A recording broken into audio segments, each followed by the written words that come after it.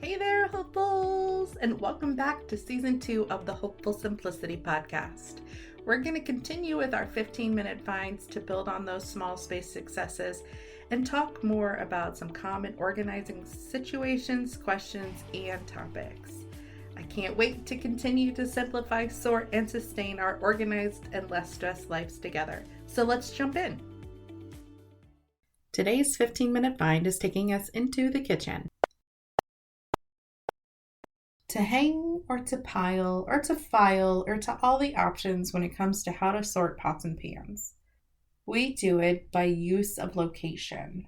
So our pots and pans that go on top of the stove are kept in one cabinet, and the ones that go inside the oven are kept in the drawer under the stove, or under the oven, under the combo, whatever you want to call it.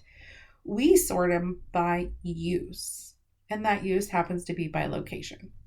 So how do you sort your pots and pans? Maybe you hang the ones that you use every day and you put the non-everyday ones in the cabinet next to the stove. Go ahead and put your like with like and take advantage of your prime real estate zone based on your organizing style and set up a sorted spot for your pots and pans.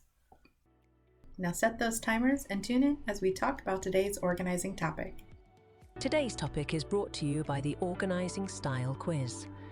Personal organizing styles can vary from person to person and space to space. Determining your style for success is the first step towards simplifying, sorting, and sustaining an organized life. Grab your complimentary quiz online today. Does everything need to be organized? Well, that's a frequently asked question that I saw and got. That kind of made me go, well, duh. Okay, yes. Next, it really caught me off guard. So then things that catch me off guard made me sit on it and then think about it. It's one of those, well, why was I getting that question? Who came up with that question? How many people have that question? And then, it's a mental spiral of all the things based around that question because I've never asked myself that question in a needs and answer kind of format. And so I love getting things that make me think. And the why does everything need to be organized even a question? It's possibly because, and after I thought about it and after I did some research and unpacked that just a little bit, I'm like, you know what? The little things, the multiples of things, and the seemingly or feelingly like meh kind of items can really fall out of the organizing space. And not just they don't have a home or they don't get a space. It's just I'm going to worry about this giant pile of papers instead of where that pack of batteries go. Or maybe it's not even the little thing. Maybe it's the things that don't get much movement. Like, where do I put my Christmas mugs? I only have them out 1 month a year. So, I'll just stick them wherever. How does everything need organized? Does everything need to be organized? Really became a bright topic as I was reading more and doing research and honestly thinking about it. Like, how do I answer that for you? How do I help you include that in your organizing journey to make sure everything has a manageable home, but you also don't do it in a stressful way? It's not a question that becomes a heavy lift of, okay, all the purple pens have to go here, but the blue ones go there. Yes, everything needs to be organized.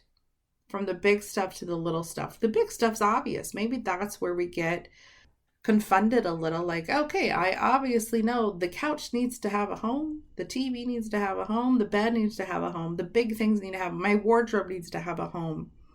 The kids' school supplies need to have a home. My office needs to have a setup where I can be productive and get work done. But the little things, what do I do with the extra pens that don't fit on the cup holder in my desk? I'll just stick them wherever. Nope, those need a home. Those need a designated spot for your backstock, for your overflow items to fill your everyday items. The same for clothes. Maybe you have winter clothes that get stored in a box under the bed, and then in the springtime you switch them out. Yep, those need a home too. You can't just take your winter coat, put it somewhere, and hope you find it next year. It needs an organized home.